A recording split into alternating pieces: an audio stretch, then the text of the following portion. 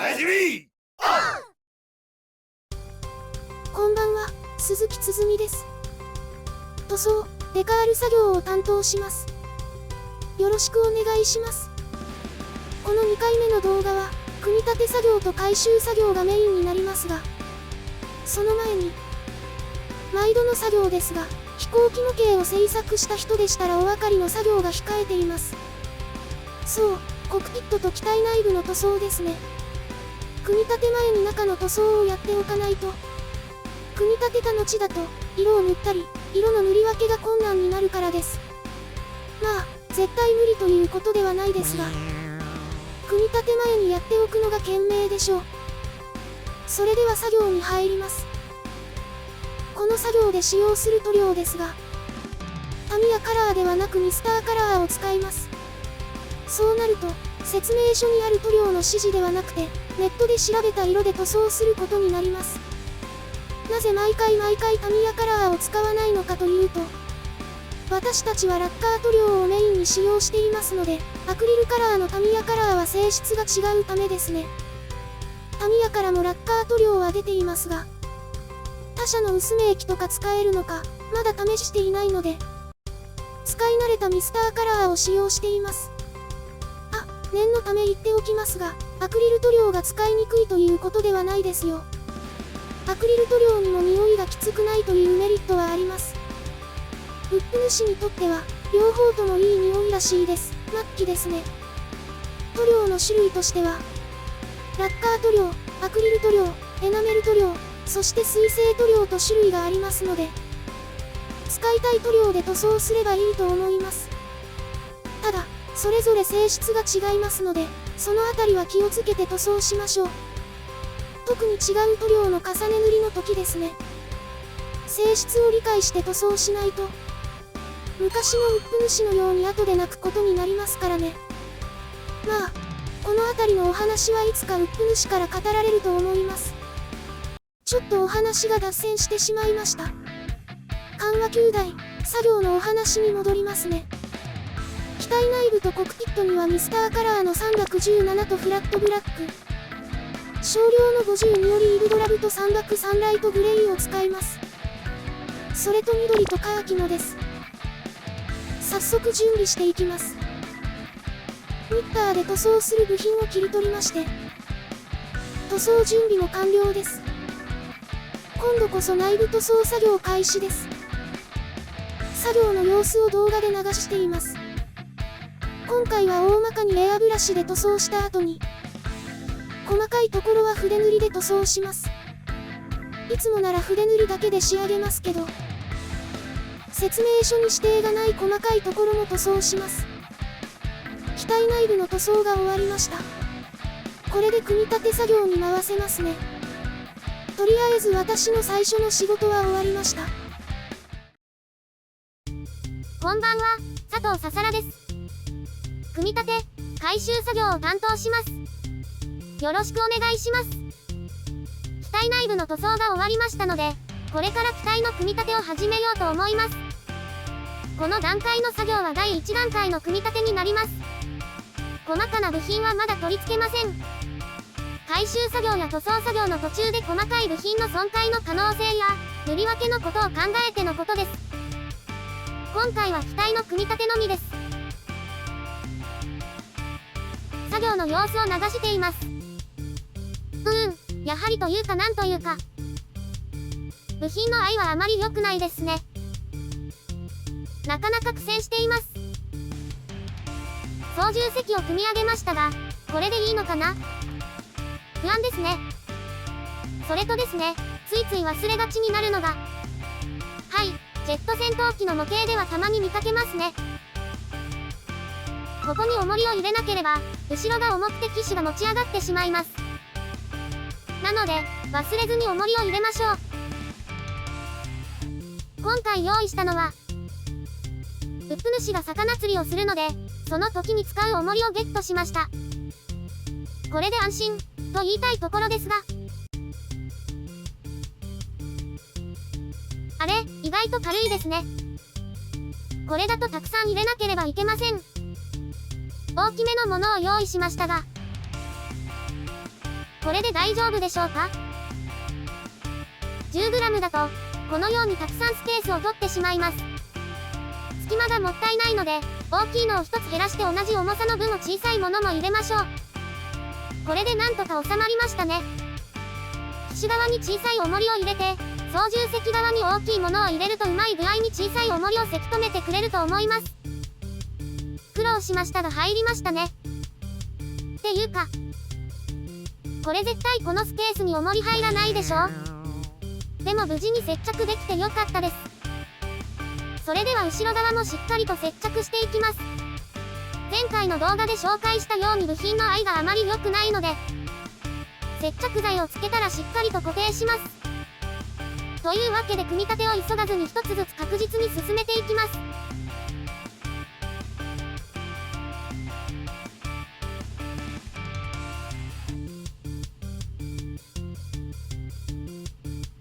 機体の組み立てと先ほど申しましたが、造装やミサイルも組み立てておきます。組み立て作業が完了しました。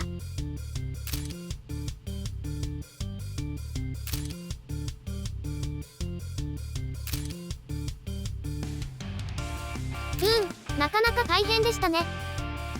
ご覧の通りです。ここから修正していこうと思います。次の作業ですが、まず合わせ目を消さなくてはなりませんね。それと前回調べました。モールドの違うものも消してしまいましょう。特に目立つ機種のこの四角のモールドと主翼のこの余分な線。実機にはないのですけどね。なぜこれらの線が存在しているのでしょう？さて、それでハット。まずは盾を用意しなければですね。はい、毎度おなじみのポリエステル盾の出番です。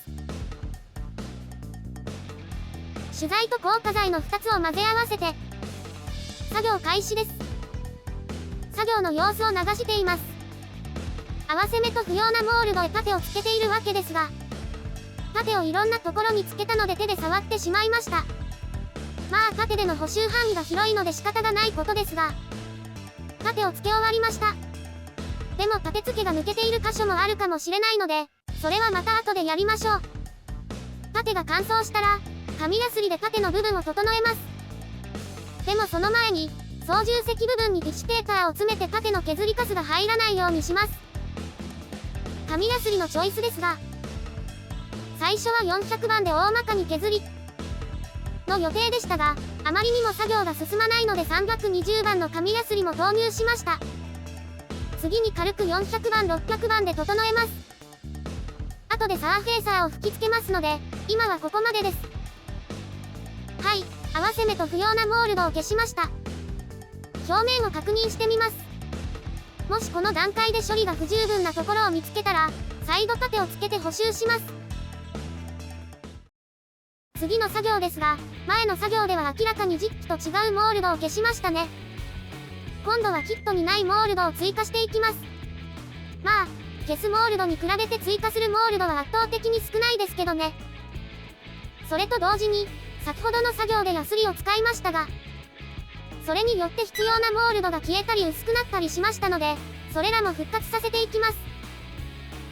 使用する道具は、毛が針、BMC 鋼、それとテンプレートですね。それでは作業に入ります。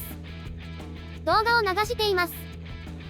テンプレートを押し付けて毛がいていきますが、思ったより線がずれてしまい、難しかったです。ですが失敗したら、その後やすりがけをすればある程度間違った線は消えますし、必要なら盾をつけてまた修正すればいいだけです。それとモールドの復旧も同時に行っています。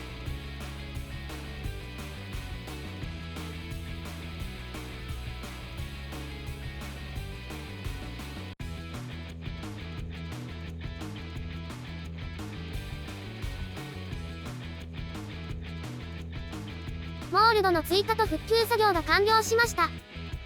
さてと、一応機体表面の作業は終わったわけですが、ただ、この状態だと、きちんと処理できているかちょっとわかりにくいですよね。そこで急遽ですがSAFを吹いてみようと思います。今回のSAF吹きは、表面の状態を確認するために吹きます。いわゆる、捨てSAFなので、工作の延長作業ということで、すずみちゃんの代わりに私が吹き付けようと思います。それでは、早速別の場所でサフを吹いてきますね。